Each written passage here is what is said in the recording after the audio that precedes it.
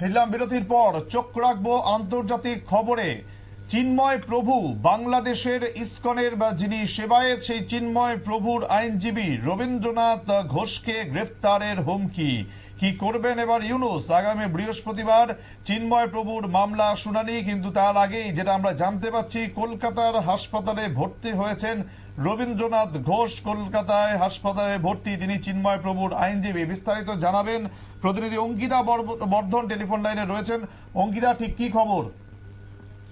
দেখো, বাংলাদেশের পরিস্থিতি তো এখনো ভয়ঙ্কর বা সেই কথা বলার অপেক্ষা রাখছে না, কিন্তু তার মধ্যে সবচেয়ে উল্লেখযোগ্য, বিশেষ করে হাসিনার সরকারের পতনের পর থেকে যে ছবি আমরা দেখতে পেয়েছি, চিন্ময় প্রভুকে গ্রেফতার করা বা চিন্ময় প্রভুর যে শারীরিক অবস্থা এবং তার যে কোনো ধরনের চিকিৎসা পরিষেবা চলছে না, একাধিক বিষয় আমরা দেখেছি। কিন্তু এবার দেখা গেল যে আইনজীবী রবীন্দ্র ঘোষকে নাকি গ্রেফতার করতে হবে।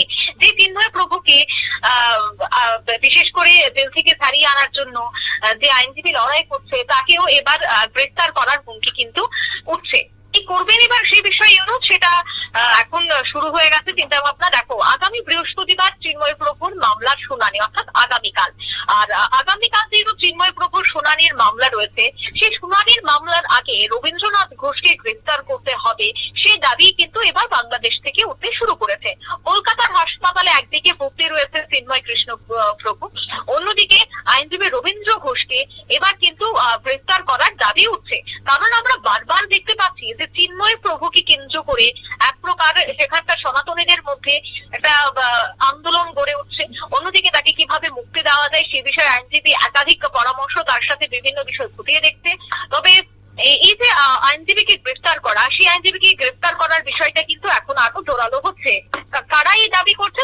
দাবি করছে মৌলবাদীরা, এমনটাই কিন্তু অভিযোগ। এবং দেখো, বাংলাদেশের চিন্ময় কৃষ্ণের হয়ে মামলা লড়াই করছিলেন তিনি, এবং চলতি মাসেই তিনি পশ্চিমবঙ্গে এসেছিলেন। উত্তর 24 পরগনার যে ব্যারাকপুর, সেই ব্যারাকপুরের পুত্র রাহুলের বাড়িতেই তিনি থেকেছিলেন। সেখানে আচমকা তিনি অসুস্থ হয়ে পড়েন। মঙ্গলবার রাতে হঠাৎ বুক ব্যথা অনুভূত করায় রবীন্দ্রকে হাসপাতালেও নিয়ে যাওয়া হয়। চিকিৎসকরা তাকে হাসপাতালে ভর্তি করানোর পরামর্শ দেন। অন্যদিকে রবীন্দ্র জানান যে তার মূলত 3টি শারীরিক সমস্যা রয়েছে, হৃদযন্ত্রের সমস্যার পাশাপাশি আরো একাধিক সমস্যা।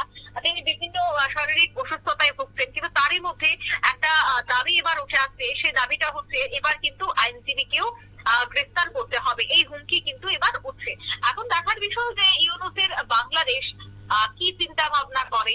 কারণ আমরা দেখতে পাচ্ছি যে চিন্ময় প্রভুর মুক্তির দাবিতে বাংলাদেশের অলিগলির বিভিন্ন রাজপথে আন্দোলন কিন্তু করছে সনাতনীরা, যেন মুক্তি দিয়ে দেওয়া হয়। কিন্তু তারই মধ্যে যদি এবার আইনজীবীকে গ্রেফতার করা হয়, সেক্ষেত্রে কিন্তু আন্দোলন আরো তীব্র থেকে তীব্রতর হবে। দেখো, সংখ্যালঘুদের অত্যাচার, সংখ্যালঘুদের বাড়িঘর ভাঙচুর নতুন কোনো কথা নয় বাংলাদেশে, কিন্তু এরপর আবার আইনজীবী রবীন্দ্রকে সেখানে গ্রেফতার করা, সেটাও কিন্তু একটা রীতিমতো চাঞ্চল্যকর তথ্য এবং অভিযোগ উঠে আসছে।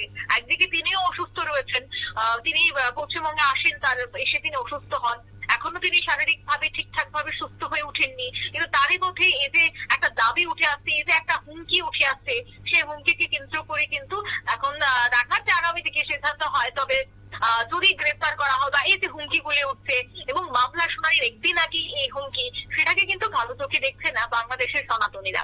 সুমন্ত। ধন্যবাদ অঙ্কিতা। অর্থাৎ এই মুহূর্তে যা পরিস্থিতি, কলকাতার হাসপাতালে ভর্তি হয়েছেন রবীন্দ্রনাথ ঘোষ, যিনি চিন্ময় প্রভুর আইনজীবী। আগামী বৃহস্পতিবার যে মামলার শুনানি রয়েছে, সেই মামলার শুনানিতে আদৌ তিনি থাকতে পারবেন কিনা সেটা নিয়ে কিন্তু এখন প্রশ্ন উঠতে শুরু করেছে। সময় আরো একটি ছোট্ট বিরতির, সঙ্গে থাকুন।